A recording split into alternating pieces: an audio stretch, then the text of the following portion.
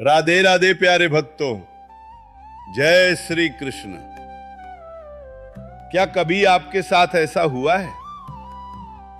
आप बिस्तर पर लेटे हैं, शरीर थक कर चूर है, लेकिन ये मन घोड़े की तरह दौड़ रहा है। कभी भविष्य की चिंता, कभी अतीत का पछतावा। आप चिल्लाना चाहते हैं, बस कर भाई, शांत हो जा, लेकिन ये सुनता ही नहीं। अगर आपका मन भी आपका दुश्मन बन गया है, आपको न चैन से जीने देता है, न सोने देता है, तो सावधान हो जाइए। आज हम सनातन धर्म के उस महासागर में गोता लगाएंगे जहां अशांति का कोई अस्तित्व ही नहीं है।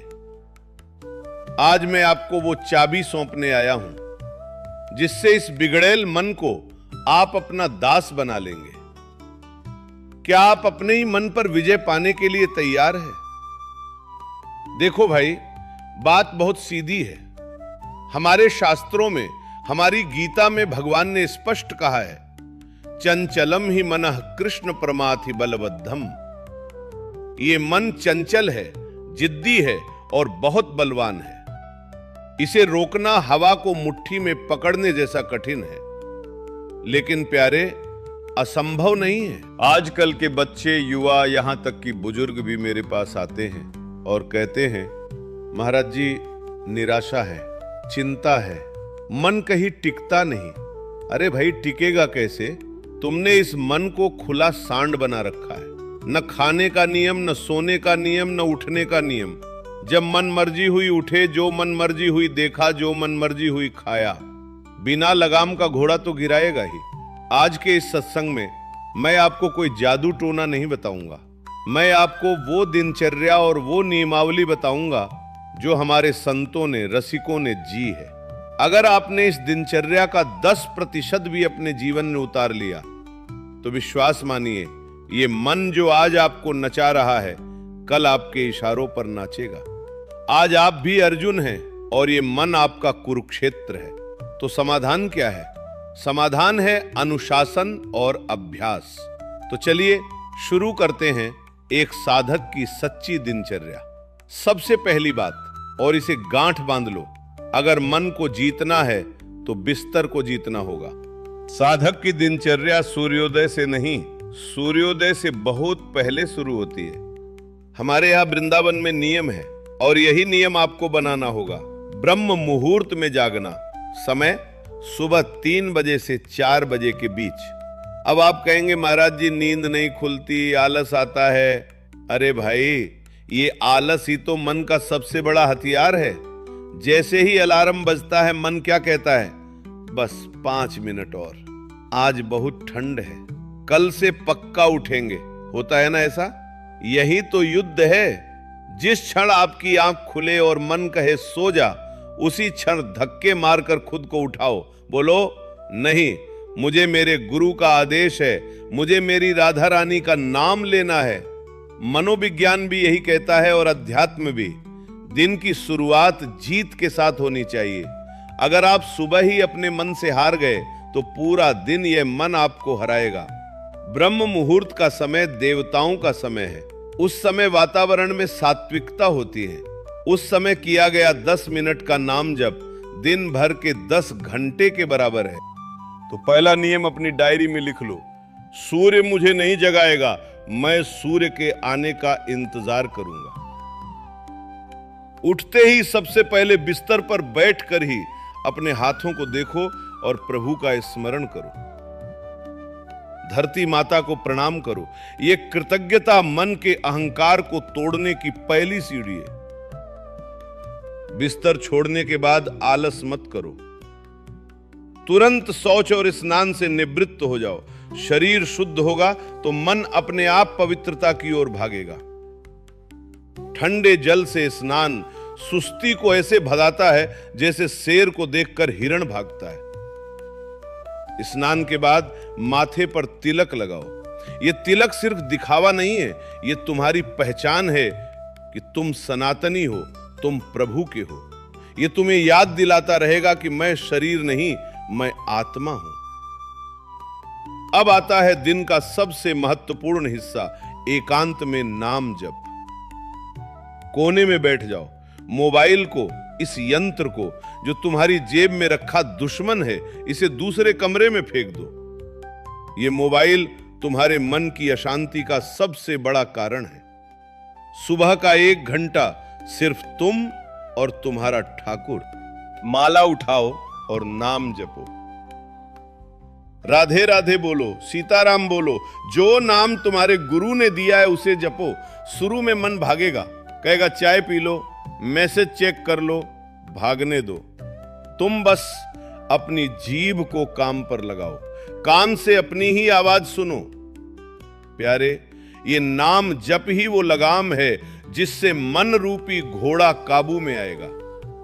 जब तुम बार बार नाम सुनोगे तो मन के अंदर जो कचरा भरा है, काम, क्रोध, लोभ, वो धुलने लगेगा।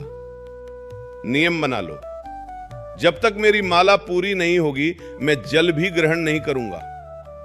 यह संकल्प शक्ति तुम्हारे मन को डरा देगी।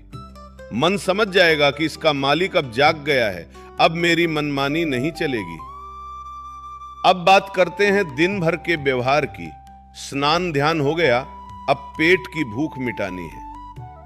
शास्त्र कहते हैं जैसा खाए अन्न वैसा होगे मन। अगर तुम मरा हुआ भोजन खाओगे, बासी खाओगे, मांस मदिरा का सेवन करोगे या बहुत ज्यादा मिर्च मसाला खाओगे तो मन में उत्तेजना होगी, क्रोध आएगा, वासना जागेगी। साधक का भोजन प्रसाद होना चाहिए। जो भी खाओ पहले अपने ठाकुर जी को भोग लगाओ। मन में भाव रखो, प्रभु ये शरीर आपकी सेवा का यंत्र है, इसमें मैं आपका दिया हुआ ईंधन डाल रहा हूं।